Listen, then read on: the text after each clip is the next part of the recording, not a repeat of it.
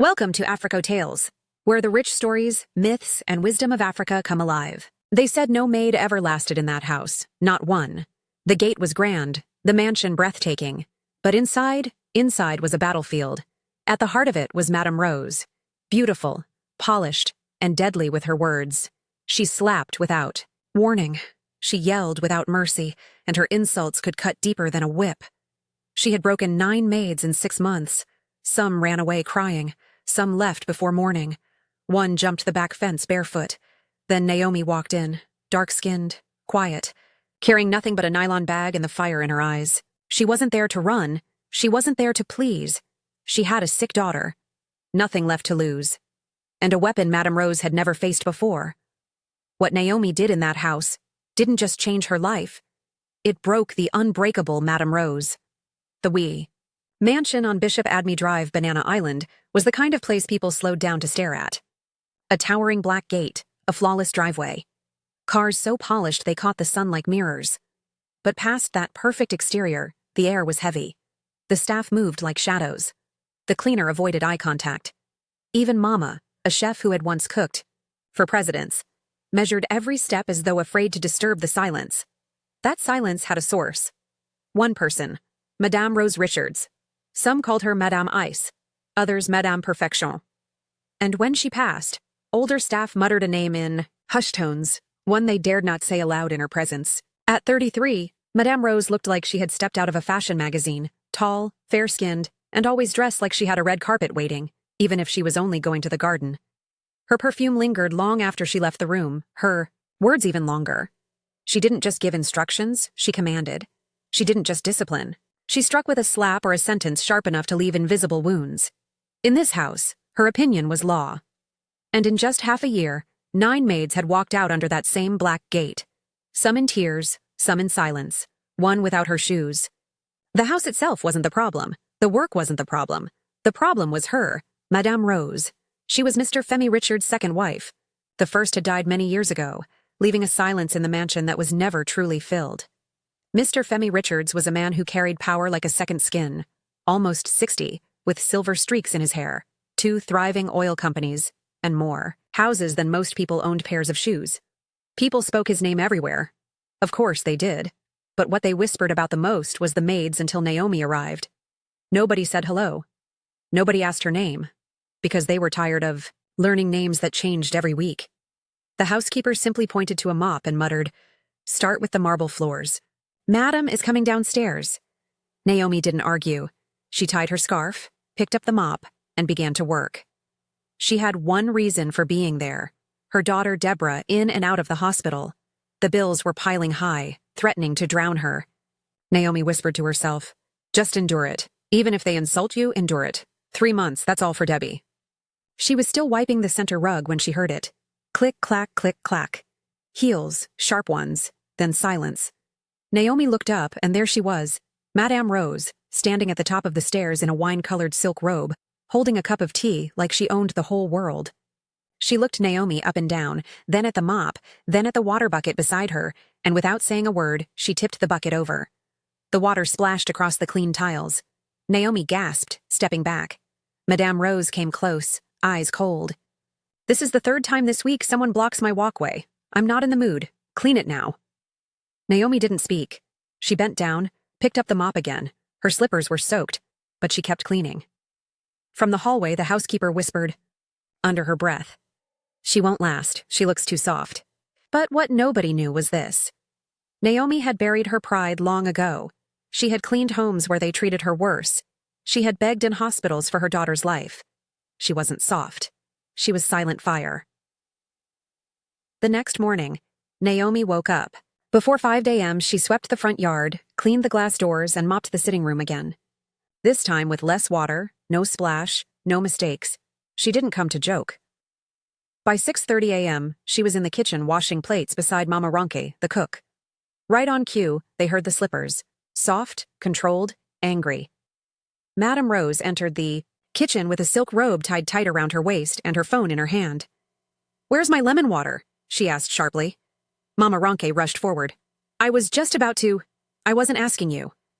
She cut in, turning her gaze to Naomi. Naomi wiped her hand and bowed slightly. I'll get it now, Ma. Madame Rose narrowed her eyes. Room temperature, not cold, not warm, just right. Do you understand? Yes, Ma. Because if I take one sip and my throat feels like it entered sauna, you will regret your life. Naomi nodded. Yes, Ma. She picked a glass, poured water from the dispenser, and carefully added 2 slices of lemon. She walked slowly, steady hands, quiet feet up the marble stairs to Madame Rose's room. She knocked. Ma, your water. Come in. The room was spotless.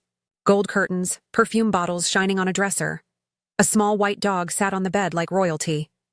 Naomi placed the tray gently on the side table. Madame Rose didn't say thank you. She took the glass, sipped, paused. Naomi's heart beat fast. Then Madame Rose smirked. You're lucky, she said. You got it right. But just as Naomi turned to leave, Madame Rose spoke again. There's a stain on the bathroom sink. I hate stains. I'll clean it now, Ma. As Naomi entered the bathroom, her eyes caught a faint rust stain on the sink, likely from someone's ring. Without hesitation, she reached for the cleaning spray and began to scrub gently, careful, and focused. Then thud! Her shoulder brushed a perfume bottle. It wobbled. She caught it just in time, her breath hitching. A quiet sigh of relief escaped her lips. But when she turned around, Madame Rose was standing by the doorway, arms folded. Without a word of warning, she walked forward and slapped Naomi hard across the face. Naomi's head turned with the force. You're clumsy, Madame Rose said coldly. I don't like clumsy people. Naomi's eyes burned, but she didn't cry. She bowed her head and whispered, I'm sorry, Ma.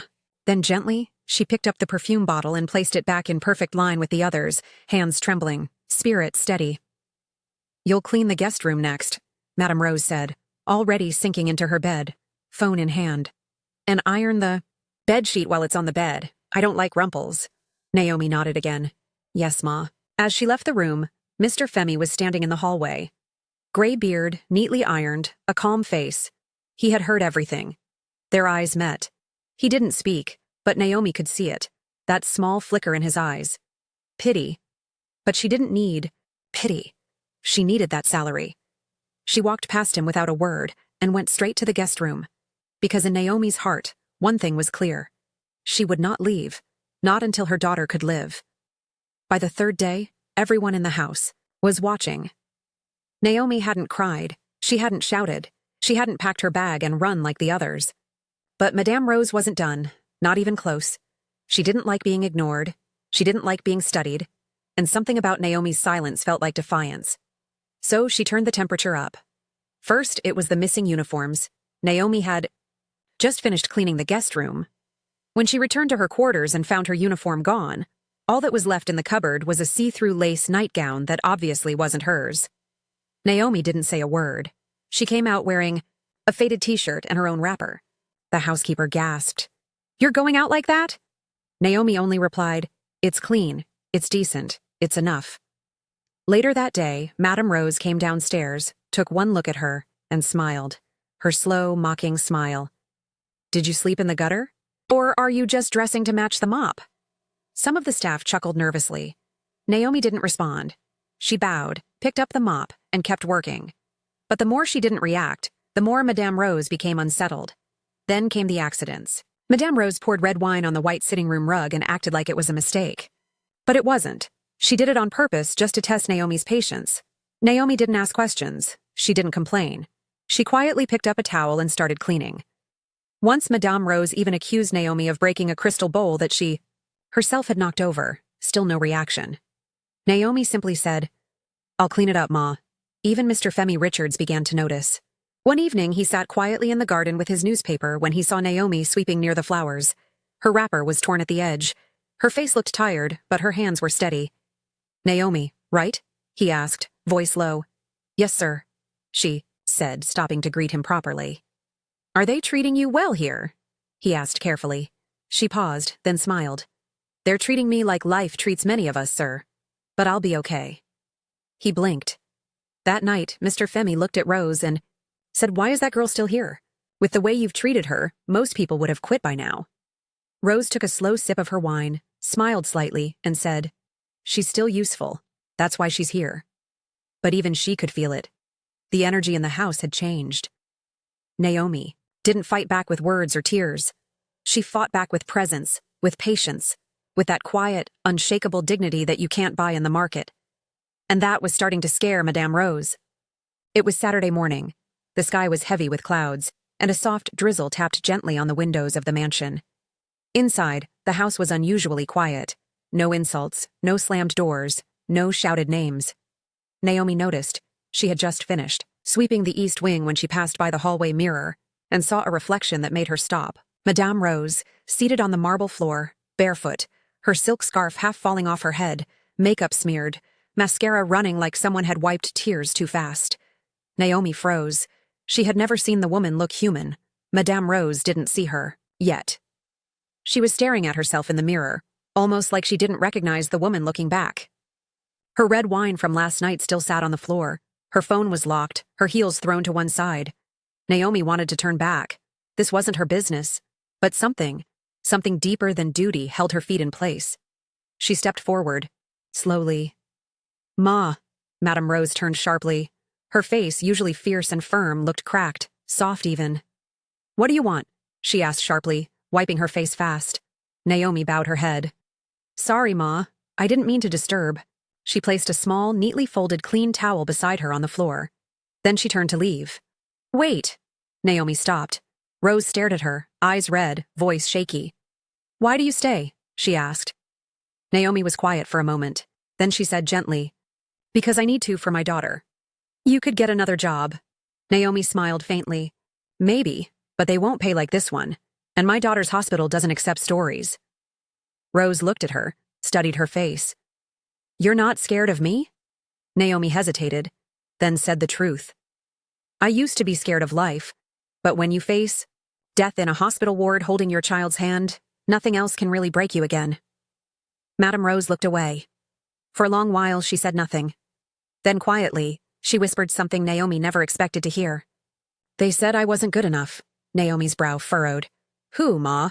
"My husband's friends, his family, even people in church. They said I was too young, too flashy, that I was just a trophy wife. No substance." Her voice cracked a little. "I thought if I could control everything, if the house was spotless, if the staff were perfect, if I never let anyone get too close, maybe I'd feel in control of something." Naomi said nothing. She simply sat beside her on the floor. Not too close, not too far, not to advise, not to argue, just to be there. And for the first time, Madame Rose didn't tell her to leave. The next day, Sunday morning, came with soft harmattan and a strange kind of peace inside the house. For the first time since Naomi arrived, no one shouted her name. There were no slammed doors, no sarcasm from the staircase. The house, for once, felt like it could breathe. Naomi swept the front porch, humming quietly to herself. A soft church chorus her mother used to sing when life was heavy. She didn't even notice Madame Rose standing behind her watching. "Is that a gospel song?" Rose asked, her voice calm. Naomi turned, surprised. "Yes, Ma. From long ago." Then, without another word, Madame Rose turned and walked back inside. No insult, no warning, just presence. The staff noticed it immediately. In the kitchen, Mama Ronke whispered to the steward, "Did she just pass me without shouting about Pepper?" He nodded. She even said, "Good morning." The gateman, Musa, asked Naomi that afternoon, "What can you give, Madame?" "She'd a smile this morning." Naomi smiled faintly. "Sometimes, people don't need food. They just need someone not to leave." That evening, something strange happened. Naomi entered the master bedroom with a cup of tea. The usual routine. But this time, Madame Rose was not on the phone. She wasn't giving instructions or fixing her nails. She was sitting by the window, holding a small framed photo of Mr. Femi Richards and his late first wife. Her expression was unreadable. Naomi placed the tea gently on the side table. "Thank you," Madame Rose said quietly. Naomi froze. It wasn't just that she said thank you. It was how she said it. Like someone letting go of a heavy load. "You're the first maid that didn't try to impress me," she added after a moment. "You just did the work." Naomi spoke softly. "I'm not here to impress, Ma. I'm here to survive." Rose looked at her again properly this time. "You've been through a lot, haven't you?" Naomi smiled sadly. "So has everyone, Ma. Some just hide it better." Madame Rose nodded slowly. Then to Naomi's shock, she said, "Tomorrow, take the day off." Visit your daughter. I'll pay for the transport. Naomi's eyes widened. Ma, you heard me. Go and see her. Come back by evening. Naomi blinked. It had been 3 weeks since she saw her child. She hadn't asked for time off because she was too afraid. Thank you, she whispered, her voice almost breaking. Madame Rose turned back to the window. Don't thank me. Just don't stop being you. The next morning, Naomi stood at the gate of the mansion holding a small white envelope. Inside it, 20,000 naira wrapped in tissue folded neatly. Madame Rose had placed it beside her breakfast tray with a note that read, "For transport and whatever she might need." Naomi's hands trembled holding it. It wasn't just about the money. It was the kindness, soft, quiet, almost shy. She boarded a keki from Ikoyi to Surulere, then a bus to the hospital in Masha, where her daughter Deborah had spent the last 2 weeks under quiet observation. Deborah was 9, slim, gentle. Her heart condition made her fragile, but her smile was sunlight. On the hardest day, when Naomi entered the ward, Deborah looked up. "Mommy." Naomi rushed to her and knelt beside the bed, holding her close. "My baby. I missed you." They sat together for a while, Naomi gently feeding her pap and telling her stories. Not of pain, not of struggle, but of hope. Then Naomi pulled out a small, cheap but colorful hair ribbon she'd bought from the road. "See what I got you," Deborah grinned. "Mommy, you said you'll bring me home when you get money. Is it soon?" Naomi paused. She held Deborah's tiny hand and whispered, "Very soon, my love. God is helping us. Just hold on." What she didn't know was that Madame Rose had called her driver to quietly check where she went. Not out of suspicion, but curiosity. When the driver returned, he simply said, "She went to the hospital in Surulere. The daughter is there. The nurses know her." Madame Rose didn't respond. She just nodded, then went back into her room. That night, while brushing her hair at her dressing table, she stared into her mirror. For a long time, she thought of Naomi's quiet face, of the way her hands shook slightly when she served tea, of the way she never complained, of her daughter sick, yet smiling. She thought of herself, of the woman she had become, of the things she never said sorry for, and then she cried, not loudly, just 2 tears, silent. But they were the first in years. Monday morning came like any other. Sunlight filtered through the long white curtains. The kitchen buzzed softly as Mama Ronki stirred stew in the pot. But something had shifted, like the air itself had exhaled. For the first time in weeks, Naomi walked into the house without that weight on her shoulders. She had held her daughter again. She had seen her smile, and somehow she had seen a different side of Madame Rose. As she tied her apron and picked up her broom, the housekeeper walked past and stopped. You really came back?" she asked, surprised. Naomi smiled. "I said I would." From upstairs, Madame Rose's voice called out, but softer this time. "Naomi, come, please." Everyone in the house paused like someone hit a remote control. Naomi went up to the master bedroom, heart steady. Madame Rose sat at her vanity, brushing her hair. "You're back early," she said, not looking up. "Yes, Ma. I left the hospital by 6 a.m. There was a pause. Then Rose turned, holding a white envelope. "This is for Deborah's medication." Naomi blinked. "Ma, don't argue. Just take it." She handed her 50,000 naira in cash. Naomi's hands shook. She opened her mouth, but nothing came out. Madame Rose looked away, almost uncomfortable. "You said something that day," she said, "about how life can break you until nothing scares you anymore." "Yes, Ma." "Well, I think I've been fighting the wrong people." Naomi looked at her gently. "Pain makes us do things, Ma, but it doesn't have to make us cruel." That sentence hung in the air like perfume. Soft, lingering. Later that afternoon, Madame Rose walked into the kitchen and called Mama Ronke by name. The old cook nearly dropped her wooden spoon. "Yes, Ma?" "Your stew smells nice," Madame Rose said. "What leaf did you use today?" Mama Ronke stammered. Just scent leaf and crayfish, Ma." Madame Rose nodded. "It's good, thank you." The staff couldn't believe it. The silent fear that used to hang in the house like heavy fog, it was lifting. Even Mr. Femi Richards noticed that evening. As he sat in the living room reading his newspaper, he watched his wife pass by. No shouting, no insults, no icy glares. Then he looked at Naomi, who was carefully wiping down the glass table. He folded his paper and said, "Thank you, Naomi." Naomi looked up surprised. Sir? For staying. He said, You've done something no one else could. Naomi smiled faintly, bowed, and kept cleaning. But her heart was full.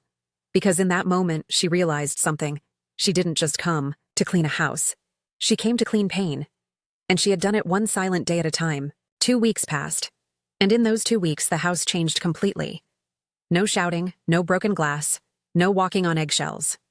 Staff began to smile again. The gardener sang while trimming the hedges. Mama Ronki even made puff-puff for everyone. On Friday morning, the first time in 6 months. But the biggest change was in Madame Rose. She no longer barked orders. She said please. She said thank you. She didn't just walk past Naomi anymore. She waited to ask how her daughter was doing. And then one Thursday evening, she did something nobody could have imagined.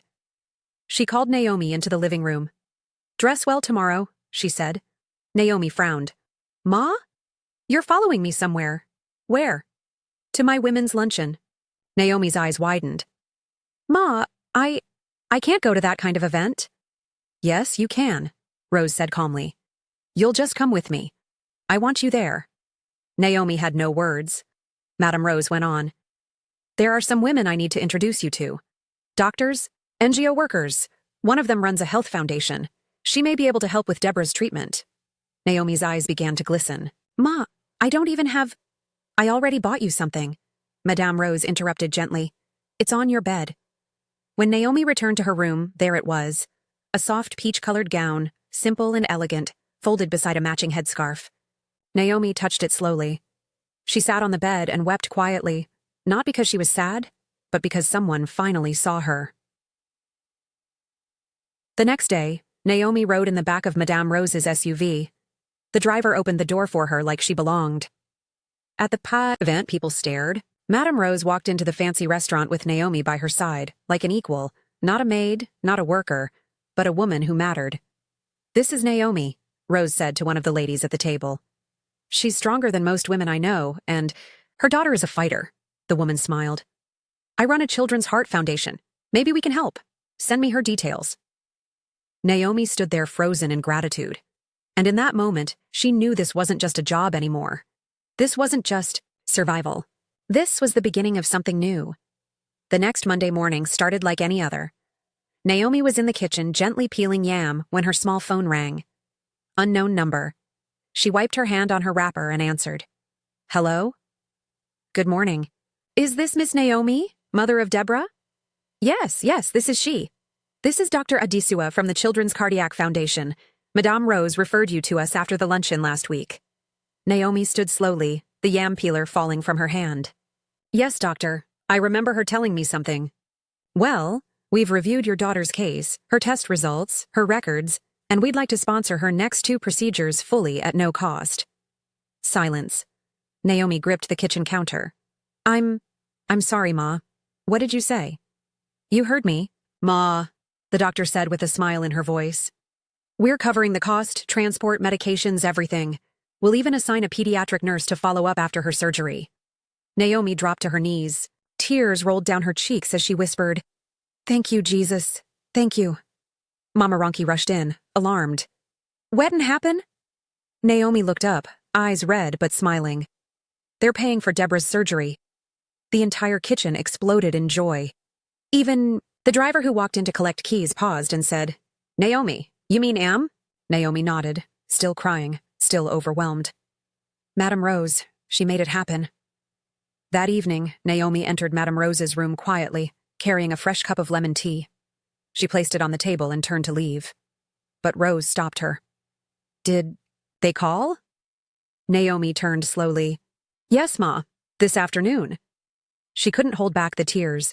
They're paying for everything. Deborah can have the surgery. She might actually live. Rose's eyes softened. I told you not to thank me. I have to, Naomi said, wiping her tears. Because you didn't have to help.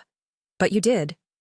Madame Rose looked away for a moment, then said softly, Helping you helped me. Naomi smiled. I don't understand. I used to think strength was in controlling everything, but I watched you suffer quietly, serve gently, and still smile. She looked Naomi in the eye. You reminded me what real strength is. From that day forward, the house began to treat Naomi differently. The housekeeper deferred to her. Mama Ronki saved the best meat for her plate. Even Musa the gateman now greeted her with a proud, "Auntie Naomi. Good morning." Oh, she was still a maid on paper. Yes, but in truth, she had become the heart of the home. 2 weeks later, the hospital room was filled with quiet beeping sounds and slow breaths. Deborah lay peacefully, wrapped in soft pink sheets, her chest rising and falling evenly. The surgery had been a success. Naomi had not left her side for 2 days. She slept in the chair, prayed through the night, and cried silent tears when the doctor said, "She's doing well. The worst is over." On the third morning, she dressed in her cleanest wrapper and prepared to go back to the mansion. She kissed Deborah's forehead and whispered, "Mommy will be back soon. Rest well, my angel." As Naomi arrived at the mansion gate, Musa, the gate man, stood straight and opened it with a wide smile. "Auntie Naomi, welcome!" Inside, the compound looked freshly washed, flowers arranged neatly. The air felt expectant. She walked toward the house and paused. All the staff were waiting in the front yard. The gardener, the steward, the cleaner. Even Mama Ronki stood in the middle, beaming like a proud auntie at a naming ceremony. Before Naomi could say a word, the door opened. Madame Rose stepped out. She wasn't wearing her usual silk robe. Today she wore a calm blue gown. No makeup, just a light smile. "Naomi," she said gently, "welcome back." Naomi bowed slightly. "Thank you, Ma. I have something to show you." She walked over to a small table set up under the mango tree. On it sat a framed document covered in transparent wrap. She lifted it and handed it to Naomi. Naomi opened it and froze. Promotion letter, head of household operations. Naomi looked up in confusion. Madame Rose continued, "You've earned it. You'll oversee the staff now. Better pay, better quarters, and full medical support for Deborah moving forward." Naomi couldn't speak. She just stared at the letter. Then at Madame Rose. "Why me, Ma?" she finally asked, voice trembling. "Because you did what no one else could," Rose replied. "You didn't just clean the house, you cleaned the air, the fear, the pain." She paused. "And you stayed even when I gave you every reason to leave." Naomi covered her mouth, her eyes full. Mama Ronki stepped forward with a tray of small chops. "Make we celebrate small," she said, laughing. The whole staff clapped and cheered. Even Mr. Femi Richards came downstairs to shake Naomi's hand. "You have done well, Naomi. Thank you for bringing peace to my home." Naomi couldn't stop the tears anymore, but this time they weren't tears of pain. They were tears of honor. Naomi had never lived in anything like the new staff quarters before. The small room she used to share with brooms and buckets was gone. Now she had a space of her own, clean, painted with a small fan that worked and a soft mattress that didn't dip in the middle. But what touched her most wasn't the new quarters. It was the way people looked at her now. Not as the maid, not even as the survivor, but as the woman who brought peace. Every morning the staff greeted her first. The housekeeper asked for her opinion. Even Musa, the gate man, stood straighter when speaking to her. But the biggest shift was Madame Rose. She no longer shouted. She no longer snapped. She started asking Naomi about Deborah's health, her schooling, even her favorite colors. But one night, something deeper happened. Naomi was in the kitchen packing leftovers when Madame Rose entered quietly. No makeup, no slippers, just her robe and bare feet. "Do you have a minute?" she asked. Naomi nodded. They walked together to the back patio. The moon was bright. Crickets sang softly in the garden. Then Rose said, "Do you know I was once a housemaid too?" Naomi turned sharply. "Ma?" "I was 13, Rose said, her voice distant. "My mother died. My father? Well, he wasn't the father type. I ended up in a rich man's house in Enugu. His wife hated me. She didn't hit me. She didn't even insult me out loud. But she made sure I felt like a stray dog." Naomi's heart sank. "I told myself one day I'd be the madam, that I'd never be weak again, that nobody would ever treat me small." She looked away, shame flickering in her eyes. "I became strong, cold, sharp. I thought that was power. But when I met you, I saw something else." Naomi listened quietly. "You reminded me of the girl I buried, the girl who cried quietly while cleaning someone else's floor. You didn't fight with pride, you fought with patience." There was a long pause. Then Rose added softly, "I'm sorry for everything." Naomi reached out and gently placed her hand over Madame Rose's. And for a moment they sat there, two women from different worlds, bound by pain, softened by understanding. Naomi whispered, "Sometimes God doesn't take us through fire to burn us. He takes us through to make us light for others still inside, the dark." Madame Rose nodded, tears quietly sliding down her cheek. She didn't wipe them. She let them fall because this time they were healing her. It was a bright Friday morning when Deborah came home. Naomi stood at the gate, her hands shaking with joy as the taxi pulled in. Inside, her daughter sat wearing a yellow dress, her cheeks rounder, her smile brighter. A tiny scar sat near her chest, the only proof of what she had survived. "Mommy." Naomi opened the car door and pulled her daughter into her arms. She didn't cry. She just held her tight, breathing in the smell of soap and hope. But what Naomi didn't expect was this. The whole house was waiting. Under the mango tree, a small table had been set up. Juice, chin-chin, and puff-puff in clean trays. The cook, Mama Ronki, had made jollof rice with fried plantain. The cleaner brought out plastic chairs.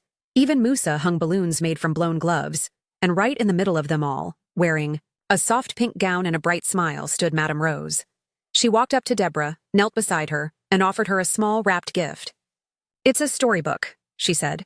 "Naomi said you like reading. I thought maybe we could start one together." Deborah took it shyly. "Thank you, Ma." Rose smiled. "Call me Auntie Rose." Naomi watched the scene with full eyes. Once upon a time, she had been slapped for spilling water. Now the same hands were gently combing her daughter's hair. Mr. Femi Richards stepped forward next, clearing his throat. "I don't say much in this house, but I must say this, Naomi. You have reminded us what true strength looks like." He turned to Deborah. "You are always welcome here, my dear. This is your second home now." The entire staff clapped. Deborah grinned wide. Naomi turned to Madame Rose and whispered, "I don't know how to thank you." Rose shook her head. "You already did. You didn't leave." As the sun climbed higher and laughter filled the yard, something became clear. The mansion on Bishop Adame Drive, once known for silence and shouting, now echoed with something different. Joy, family, light. And it all started because one woman didn't give up. Weeks passed. Deborah started getting stronger. She laughed more, ate well. Sometimes she followed Naomi to the mansion, sitting quietly with a book while her mother worked. The house had changed. The cold marble floors now echoed with small footsteps and laughter. The walls that once held fear now held warmth. And Madame Rose, she changed the most. She started teaching Deborah how to fold napkins and water the garden. She smiled more, listened more, and every now and then she'd sit with Naomi under the yao. Mango tree, no title, no pride, just woman to woman. One evening, as the sun painted the sky gold, Naomi sat with Deborah in her lap, humming softly while peeling oranges. Madame Rose stepped out with 2 cups of zobo and handed one to Naomi. Then she said something that would stay with Naomi forever. "You know, the day I slapped you, I was sure you'd leave like the others. I wanted you to. I couldn't stand anyone seeing who I really was underneath all the pride." Naomi looked at her gently. "And now?" Rose smiled. "Now I thank God you didn't leave." She took a sip, then added, "You weren't just a maid in this house. You were the mirror I was too scared to look into and the comfort I never knew I needed." Naomi wiped a tear from her cheek and whispered, "And you gave my daughter a second chance at life. I'll never forget that." As the evening breeze swayed the trees and laughter echoed from the kitchen, Naomi closed her eyes and breathed in the peace. She had come to this house with nothing but pain, silence, and a nylon bag. Now she had respect, she had honor, she had hope, and she had become the woman no one could forget. Not because she fought, not because she shouted, but because she stayed, and in staying she healed. Sometimes the strongest people don't make noise. They don't throw fists or raise their voices. They simply stay. And in staying, they change everything. If you were touched by Naomi's story, let us know in the comments. Where in the world are you watching from? And don't forget to subscribe to Folktales by Olivia for more emotional, dramatic, and unforgettable stories. Until next time, stay kind, stay strong, and keep watching.